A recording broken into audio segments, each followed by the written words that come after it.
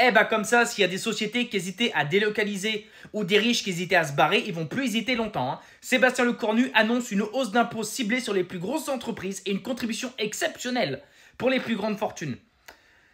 Faut que je réexplique le truc. On dit que les riches ne payent, les ultra riches ne payent que 2% d'impôts. Je répète.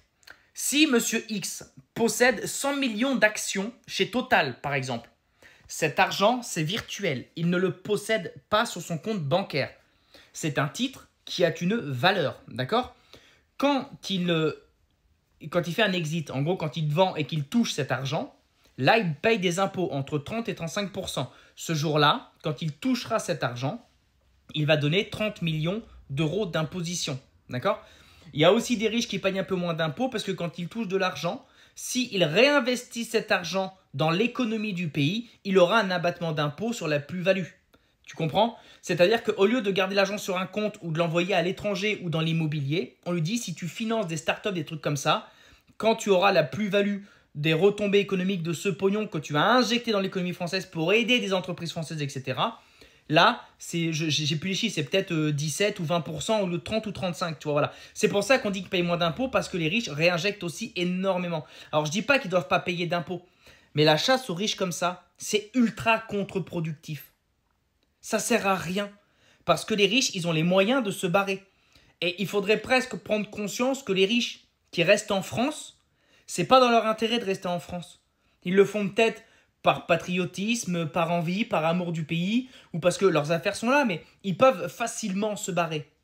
Il n'y a rien de plus simple pour un ultra riche que de se barrer. Alors ceux qui sont là, j'ai pas envie de dire qu'il faut leur lécher le cul, mais remercions-les d'être là et de créer, parce que tout le monde n'est pas capable de mener une grande entreprise. Tout le monde n'a pas les couilles de poser du pognon comme ça et de prendre des risques. Voilà, donc il faut arrêter de les cibler comme ça, parce qu'ils payent déjà beaucoup, mine de rien, contrairement à ce qu'on croit. Moi, je commence à me lancer un peu dans l'investissement, alors à moindre mesure. Je peux vous dire que je suis en train de passer une formation sur ce que ça coûte d'investir, sur les risques qui sont pris et sur ce que ça coûte aussi quand tu touches enfin ton argent. Je peux vous dire que les riches payent beaucoup, mine de rien. Mine de rien, payent beaucoup. Pas au prorata, mais ils payent beaucoup. Mais tu peux pas faire du prorata. Tu peux pas dire à un riche, on va te taper 45%, c'est pas possible, il va se barrer. Après, c'est vrai qu'il y a des riches qui vont acheter par exemple une Lamborghini avec l'argent de leur société. Donc cette Lamborghini ne leur appartient pas à eux, elle appartient à la société. Ils en profitent, c'est vrai. Elle appartient à la société. Il faut savoir qu'une société paye aussi des charges et tout ça. Donc, c'est comme moi, je suis plombier chauffagiste, j'ai un camion. Si le week-end, je vais chez But chercher un meuble, je prends mon camion. Et pourtant, ce n'est pas mon camion. C'est le camion de ma boîte. Donc, on fait tous pareil.